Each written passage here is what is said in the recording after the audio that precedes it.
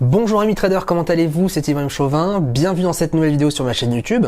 Aujourd'hui, je vais vous montrer comment ouvrir votre premier compte de trading. C'est parti!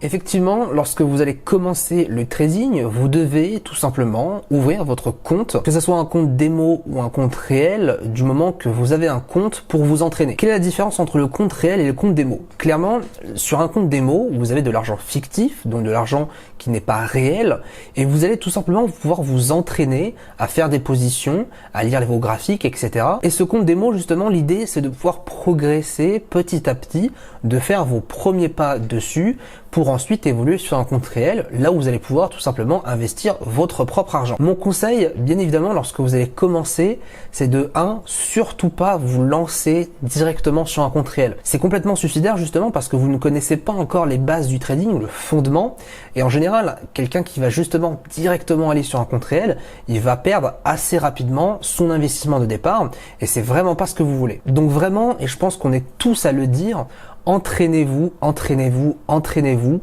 persévérez. C'est un entraînement qui peut être long, effectivement, mais en fonction justement de votre psychologie, ça peut demander plus de temps ou ça peut demander moins de temps. L'idée, encore une fois, c'est surtout de prendre votre temps et de ne surtout pas précipiter les choses. Deuxième conseil, essayez de trader le démo comme du réel. Beaucoup de personnes, justement, quand ils vont commencer en démo, ils vont trader un peu n'importe comment, ils vont avoir une gestion de risque inexistante, ils vont mettre 10, 20, 30% de risque sur leur graphique.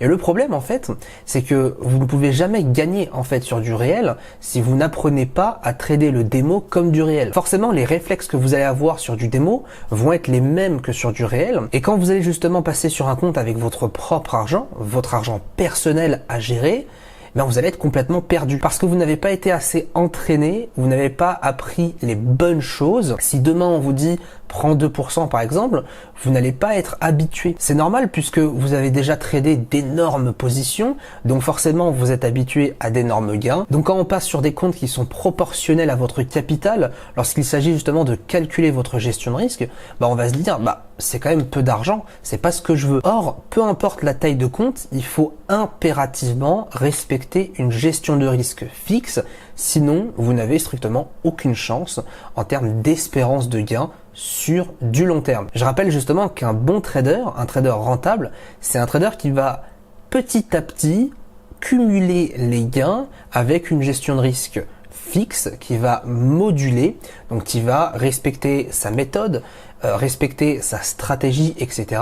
et qui va être aussi adaptable en fonction du contexte du marché. Donc pour vos débuts, vraiment c'est un très grand conseil.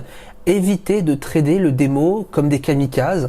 On va prendre n'importe quoi, on va faire n'importe quoi. C'est tout à fait normal quand vous commencez d'expérimenter, bien évidemment. Mais petit à petit, plus vous allez vous perfectionner, plus il faut vous adapter à un futur compte réel.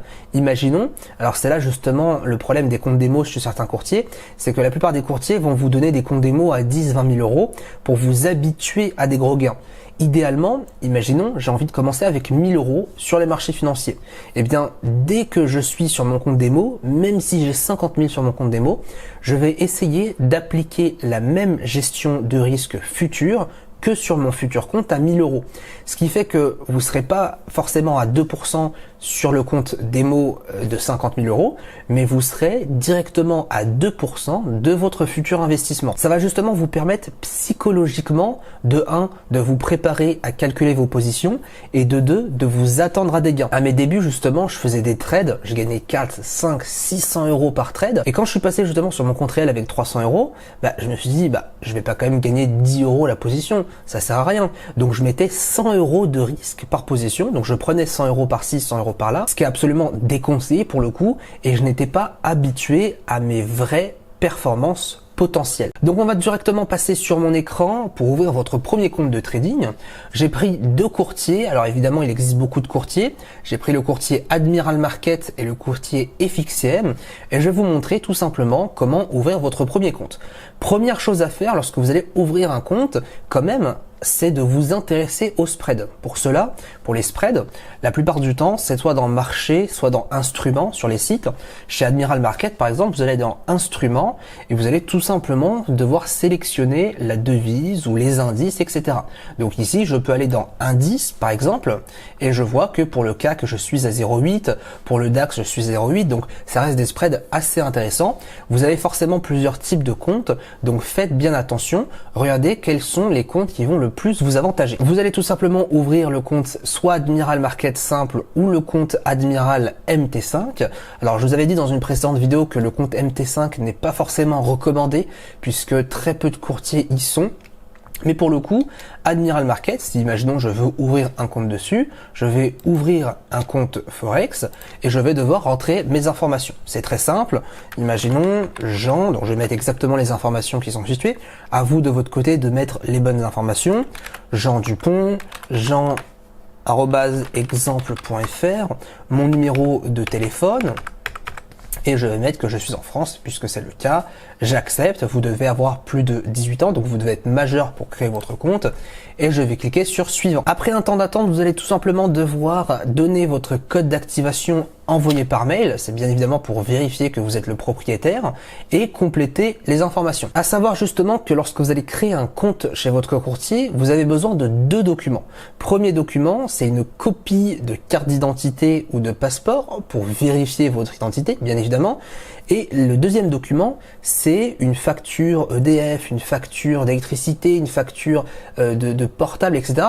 C'est tout simplement un document qui prouve que vous habitez bien à l'adresse que vous avez indiquée. Ça peut mettre une quittance de loyer. Du moment que vous avez votre nom et votre prénom complet, ainsi que votre adresse, pour vérifier tout cela. Lorsque vos documents sont validés, vous avez tout simplement plus qu'à faire votre premier dépôt et vous êtes parti pour trader. Je vais continuer par exemple chez FXCM. Pour FXCM, c'est simple. Pour les spreads, vous allez dans marché, puis vous allez aller dans soit indice, soit forex, etc., etc. Ça dépendra de quelles informations vous voulez récolter. Par exemple, je vais aller dans forex. Puis vous allez juste en bas voir toutes les paires de devises. Vous allez pouvoir voir toutes les paires qui sont potentiellement tradables. Et ensuite, juste en haut, dans coûts de transaction. Vous voyez ici qu'au niveau des coûts de transaction, vous avez tous les spreads sur toutes les paires différentes. On peut voir par exemple sur le DAX, on est à 1 pips. Donc voilà, évidemment, regardez bien les astérix. En général, ce sont des spreads moyens à voir si vous n'avez pas des spreads fixes. Vous voyez justement qu'avec la petite étoile en bas, on peut voir que les spreads ciblés, donc en général effectivement le DAX, le CAC, etc., peuvent s'élargir lorsque la place financière concernée est fermée. Donc forcément, ça va être des spreads variables, donc ils vont bouger en fonction de la volatilité du marché. Pour créer un compte tout simplement sur FXM, on va revenir sur la page d'accueil. Un gros bouton, en général, les boutons sont en gros sur les pages d'accueil aussi.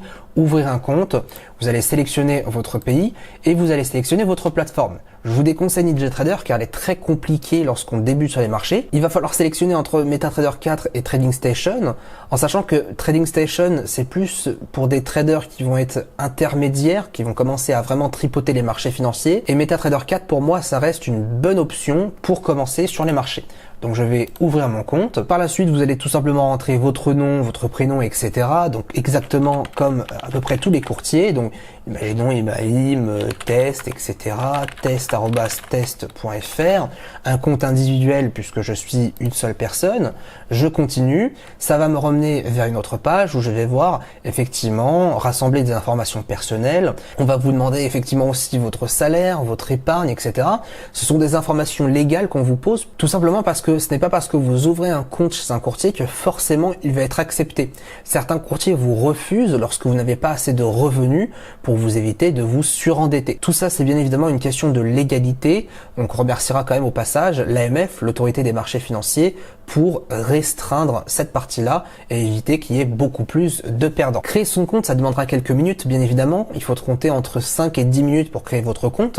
Même chose ici, votre copie de passeport ou de pièce d'identité ou de permis de conduire, ainsi qu'une preuve d'adresse. Vous envoyez tous les documents tout simplement sur le site ou bien avec l'adresse mail qui vous est communiquée. Et en général, il vous faut 1 à 2 jours d'attente pour confirmer et valider vos documents. Voilà, vous êtes tout simplement paré maintenant à créer votre compte. Il n'y a rien de bien compliqué en soi, ça demande juste du temps. Il faut bien que vous sélectionnez votre courtier. J'espère que cette vidéo vous aura plu. N'hésitez pas à me poser vos questions en bas dans les commentaires. Bonne journée à tous et à bientôt.